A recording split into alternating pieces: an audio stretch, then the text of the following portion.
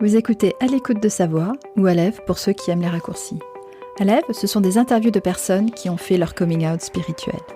De la star de YouTube à votre voisin de palier plus anonyme, Aleph donne la parole à ces personnes incroyables, de toutes générations, de toutes opinions, qui ont le courage de vivre leur spiritualité au grand jour. C'est tellement enrichissant de les écouter et leur partage inspirant va vous montrer qu'il est possible de sortir de son placard spirituel et de vivre plus heureux encore. Comme si j'avais un dialogue avec mon guide dans ma vie de tous les jours. Si j'ai besoin, à un moment donné, je vais demander de l'aide ou je vais poser une question. Ou tout à l'heure, avant qu'on commence à discuter, il y a plein d'oiseaux qui sont passés devant la fenêtre. C'était « Ah tiens, coucou, t'es là, super ».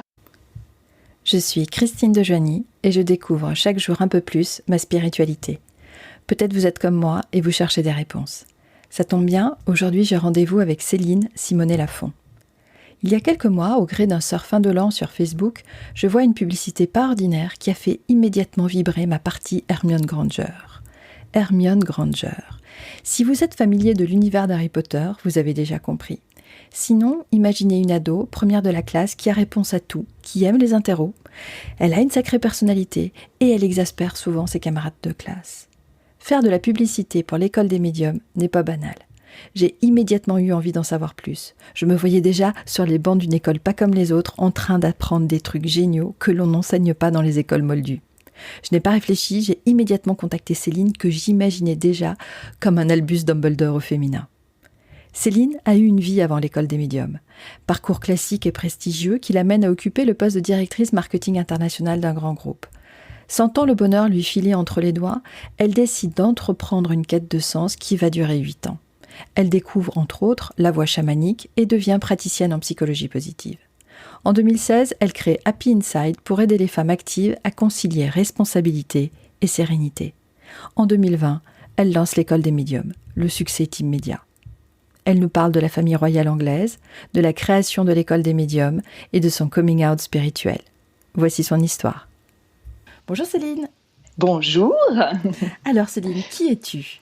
Je suis Céline, je suis la fille de Chantal et Jean, je suis la femme d'Olivier, je suis la maman d'Elio, Rémi et Lénie. Et puis je suis une femme normale, je suis la voisine, voilà, je suis une femme de tous les jours, une femme de mon temps. Et il se trouve que je suis aussi médium, ce que certaines personnes trouvent très étrange et très bizarre. J'ai 47 ans, je suis en train de bien savourer la vie que je mène aujourd'hui et je pense que je suis fondamentalement quelqu'un d'heureux, de tranquille, d'optimiste. Voilà, j'aime bien le monde des bisounours, j'ai l'impression que je suis peut-être un des bisounours du monde des bisounours. voilà qui je suis en quelques mots. Et qu'est-ce que peu de personnes savent sur toi ?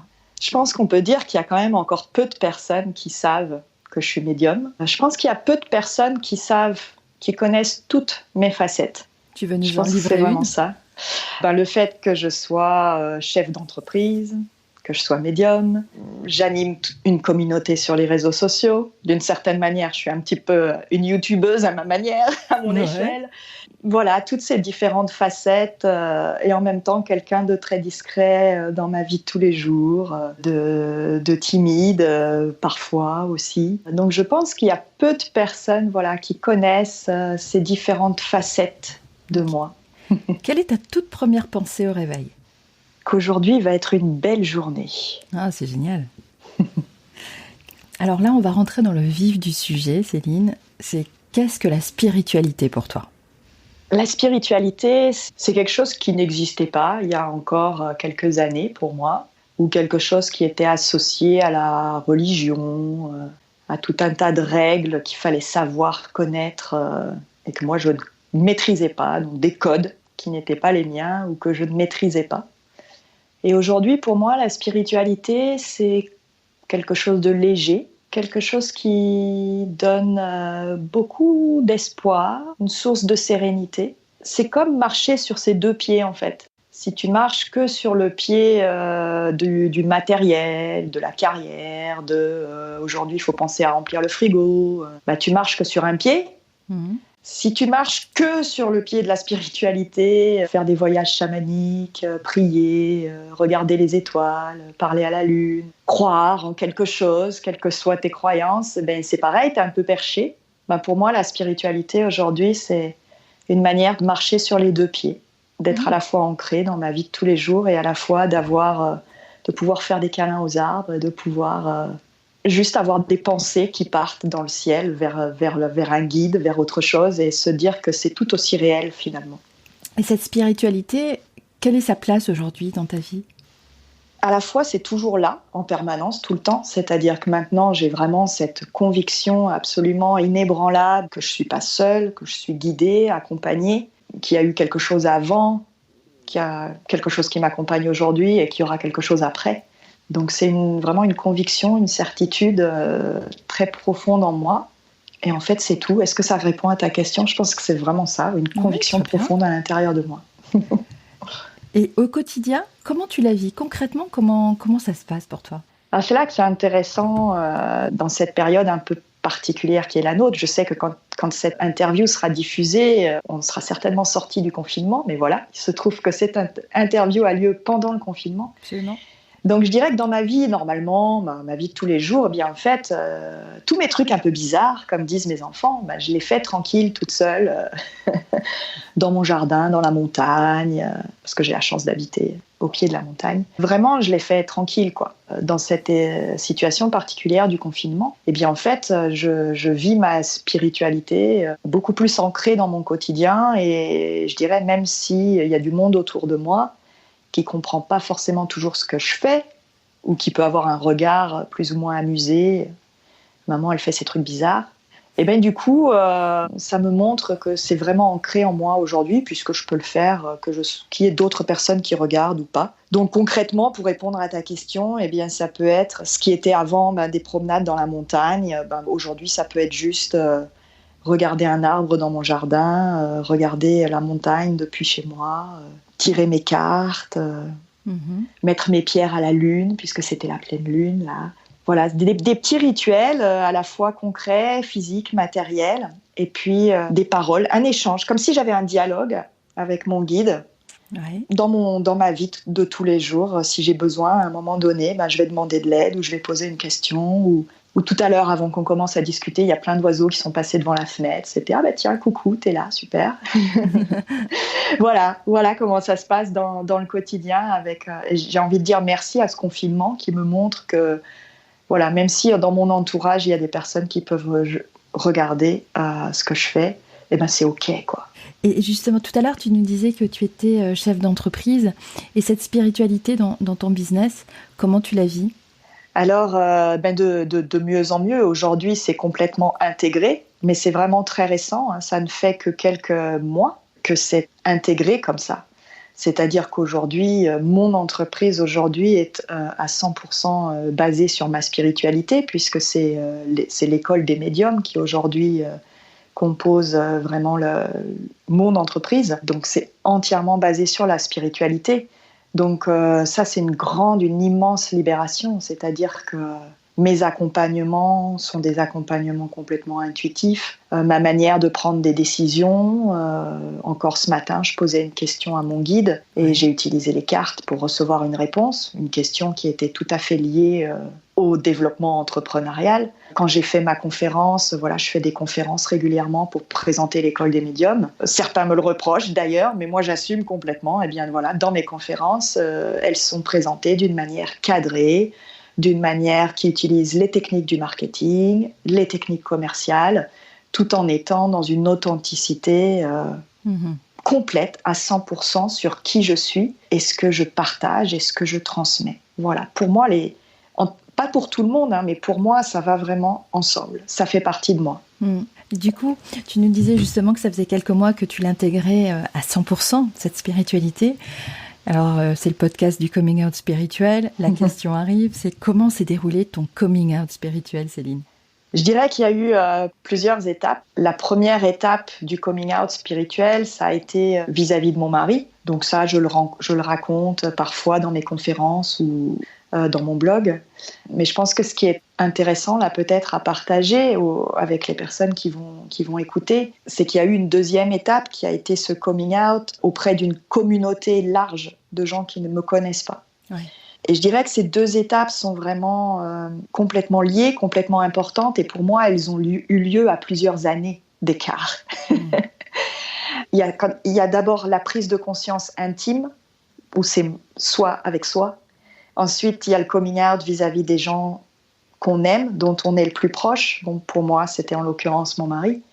Et puis le coming out après, où on se dit, allez, c'est bon, je balance tout, quoi. Et ça a eu lieu il y a quelques mois, juste avant Noël. J'ai fait un rêve, en fait. Je rêvais pendant la nuit que je créais une école des médiums. Et le matin, je l'ai posté.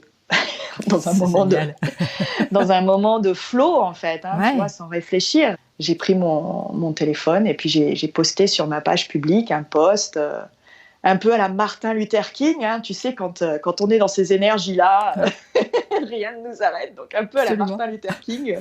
I had a dream. Et puis j'ai expliqué un petit peu ce qui s'était passé dans mon rêve. Et puis je termine en disant, bah voilà, soit tu me mets un pouce, un cœur, tu trouves que l'idée est géniale, et on continue. Et soit tu me dis, non, c'est bon, endors-toi. Et ce post a fait le buzz à mon échelle, bien sûr, mais ça a fait un buzz, ça a tourné, ça a été partagé sans que je demande rien. Je ne demandais pas aux gens de partager ni quoi que ce soit. Et puis il m'était déjà arrivé avant de faire plein de posts où je demandais de partager sans que ça ait ce succès absolument incroyable. Et donc là, j'ai pris conscience à ce moment-là que déjà, j'avais touché un truc profond en moi, qu'il y avait une attente en face et que le regard des autres qui pouvait faire peur, puisque ce que je précise, c'est que je l'ai posté sur Facebook, mais sur LinkedIn. Donc, je ne sais pas si les gens qui m'écoutent le savent, mais je suis une ancienne directrice marketing internationale. Donc, j'ai un très gros réseau sur LinkedIn. Donc, ça veut dire que ce jour-là, j'ai accepté que mes anciens patrons, collègues, clients, collaborateurs puissent voir ça. En gros, ça voulait dire prendre le risque qu'ils se disent « Ah ouais, c'est bon, elle a pété un câble, quoi. » Mais à ce moment-là, ça m'était complètement égal. Et en plus, donc ça a eu une vraie audience, quoi, les gens ont été touchés, ont été profondément touchés. Et donc mon coming out spirituel, ça a été vraiment parce que ça a été au bon moment, je pense aussi pour moi. Je l'ai pas fait en me disant allez, je me pousse aux fesses, je le fais, mais je l'ai fait parce qu'à ce moment-là, quelque chose d'autre me poussait. Voilà, c'était le bon moment. Et voilà, et depuis tout s'est enchaîné avec une fluidité, une rapidité extraordinaire. Génial, sublime. Sublime sur LinkedIn parce que ça va parler à beaucoup de monde, dont moi d'ailleurs, par rapport à ce coming out, par rapport à une vie professionnelle tout autre que celle d'aujourd'hui. Alors, justement, tu parlais de ton mari et puis dans une autre sphère, tes anciens collègues, patrons et collaborateurs. Comment est vécue cette spiritualité aujourd'hui par ton entourage ? Alors, par mon entourage familial, on va dire que certaines personnes... bon, déjà, mon entourage vraiment très proche, mon mari, mes enfants, ils sont vraiment en soutien.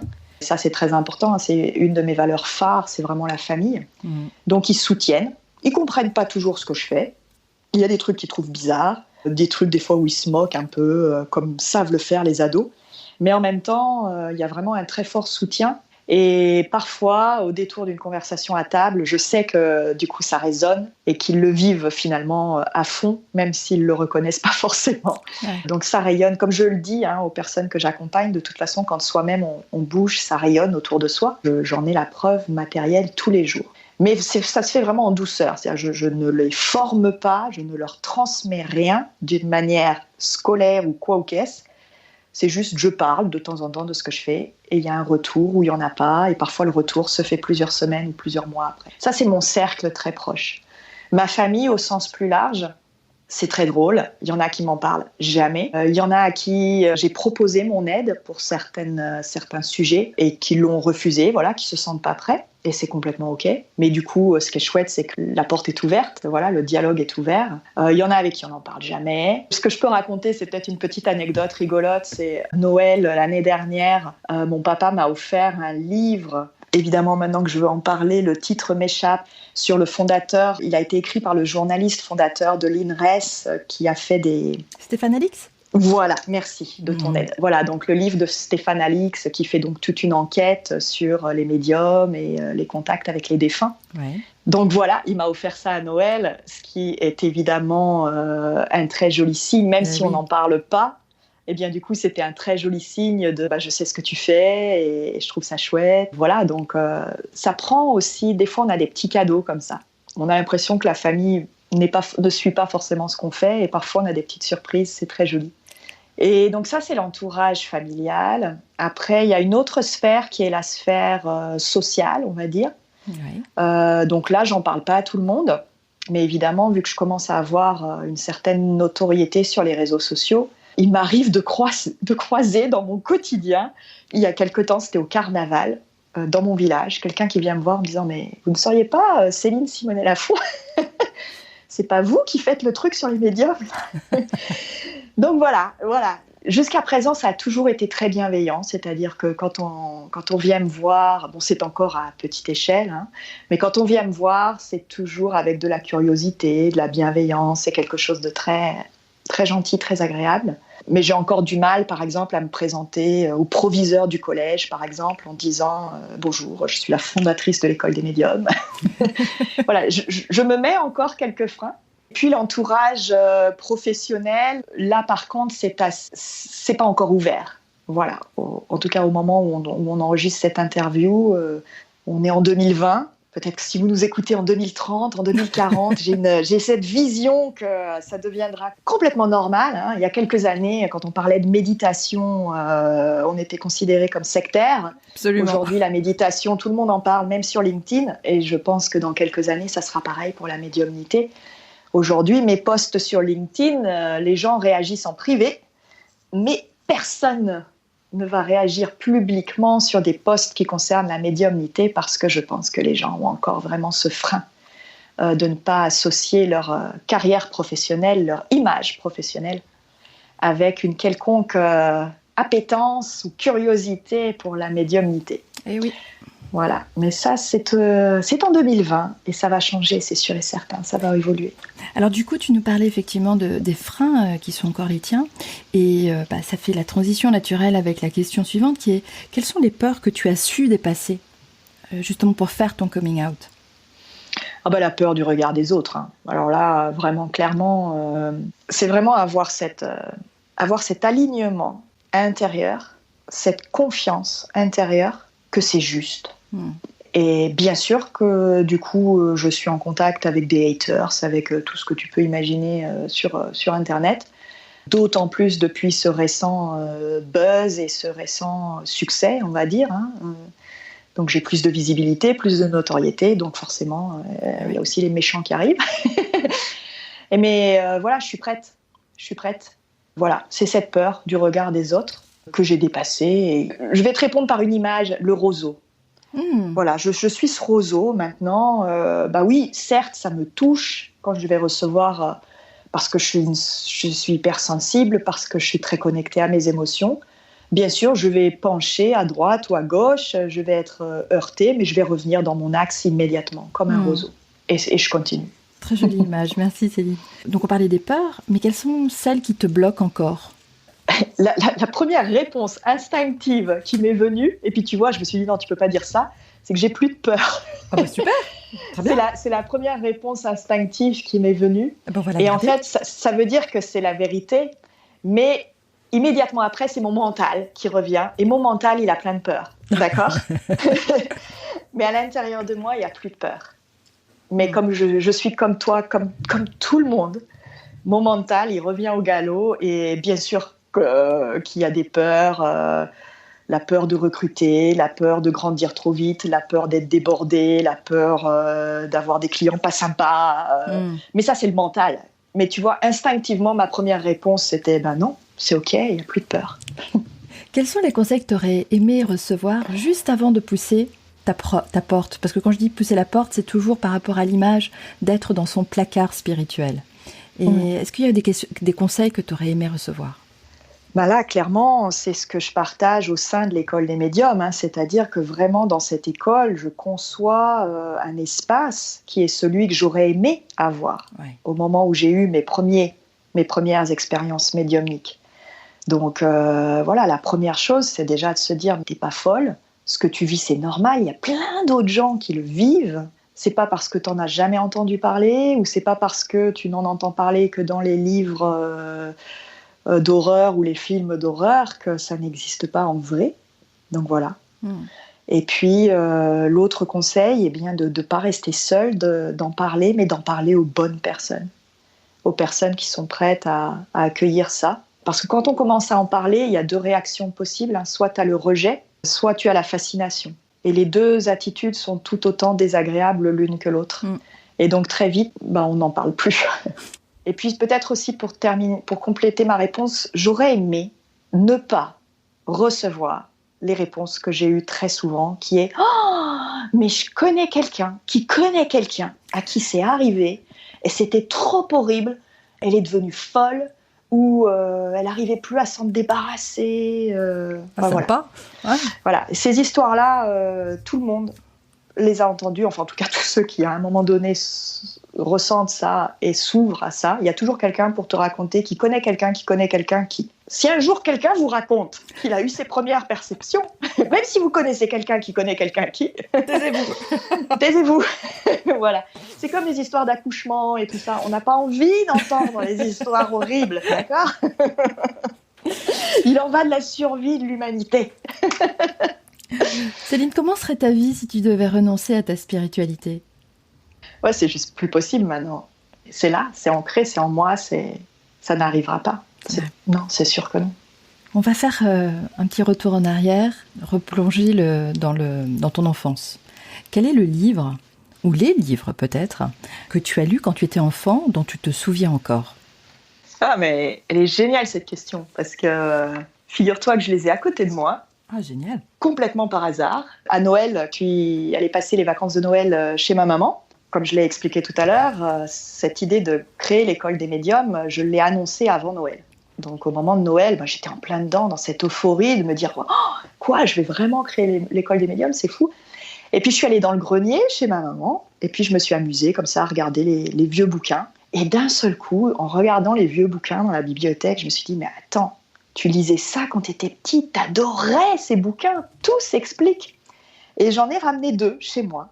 Et je les ai là. Et donc, c'est George Sand, La mare au diable et La petite fadette. Donc là, on est en podcast, mais les 2 livres que j'ai dans mes mains, ce sont des livres qui appartenaient à ma maman quand elle-même était petite. Ce sont des vieilles éditions, ce qu'il y a l'année, ça serait sympa, 1933. Voilà, je regarde l'année 1933.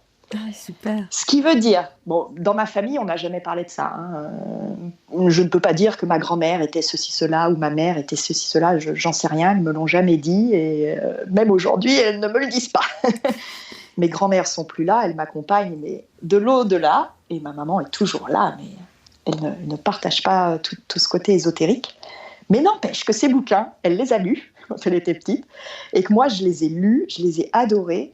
Si vous ne les connaissez pas, je vous invite à les lire. C'est vraiment super, très joli et c'est une immersion dans ce monde des fées et des lutins et des sorcières et tout ça, quoi.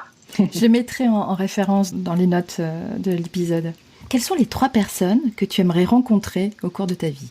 Stéphane Alix, vraiment. J'espère vraiment le rencontrer. Il m'a vraiment inspirée. Il m'inspire toujours aujourd'hui. Ama, peut-être aussi. Pour les personnes qui peut-être ne connaissent pas Ama, elle est connue pour faire des câlins. Des personnes du monde entier se déplacent vers elle juste pour être prises dans ses bras. J'avoue que tout le tralala autour ne m'attire pas trop. C'est pour ça que j'ai jamais fait. Oui. Par contre, si j'avais un jour l'opportunité et cette chance incroyable, dans un moment d'intimité, sans être obligée de passer par tout le tralala autour, juste vivre cette expérience d'être prise dans ses bras pour voir ce que ça fait et pour être dans ce contact.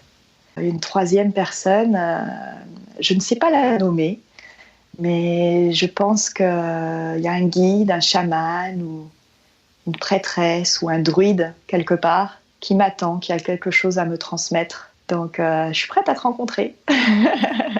Message est passé. Voilà, le message est passé. Si tu avais le pouvoir d'offrir 3 dons à un enfant qui vient de naître, lesquels lui donnerais-tu ?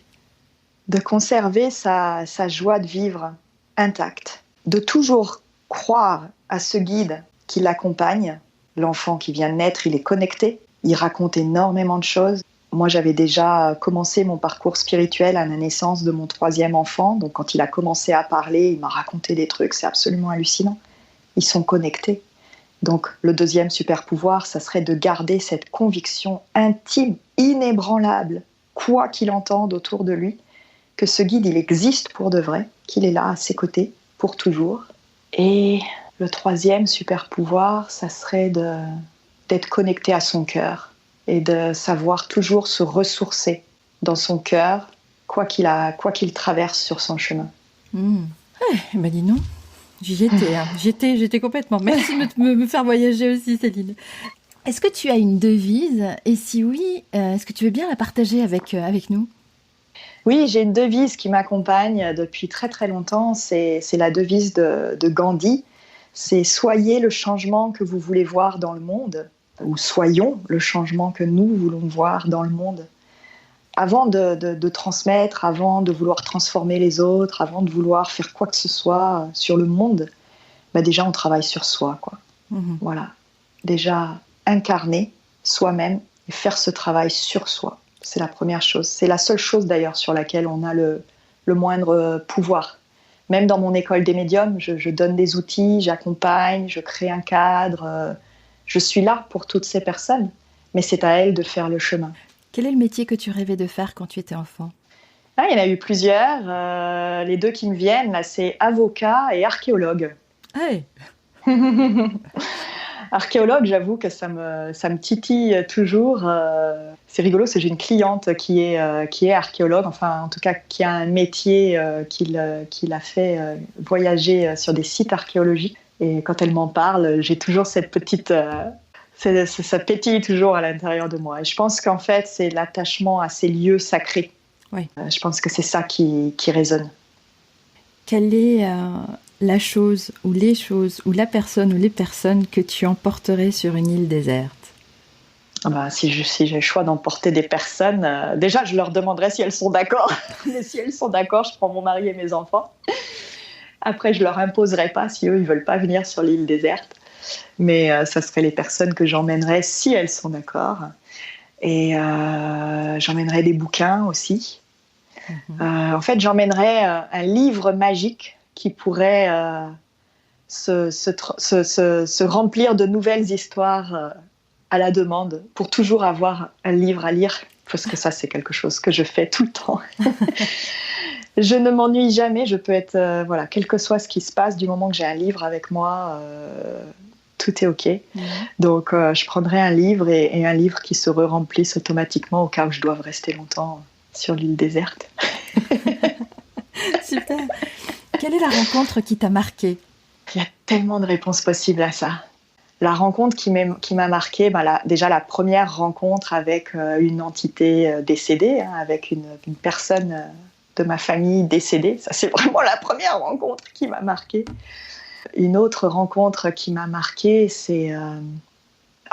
y a plein de choses qui viennent. Qu'est-ce qui ressort de tout ça ? Je sais pas te dire un nom en particulier, parce qu'il y aurait à la fois plein de noms. Je vais peut-être répondre en te disant ceci. Le premier livre de développement personnel que j'ai eu entre les mains, c'est le livre d'Arnaud Rioux, « Réveiller le chaman qui sommeille en vous ». J'ai eu ensuite la chance de rencontrer Arnaud Rioux en vrai, dans des ateliers. Mais je dirais que son livre, ça serait la première rencontre qui m'a marquée. Du jour où j'ai commencé un peu à m'ouvrir au développement personnel, comme je te l'ai dit avec la question juste avant, j'adore lire. Donc mon premier réflexe a été d'aller, on ne va pas citer de nom, mais dans une immense surface de livres.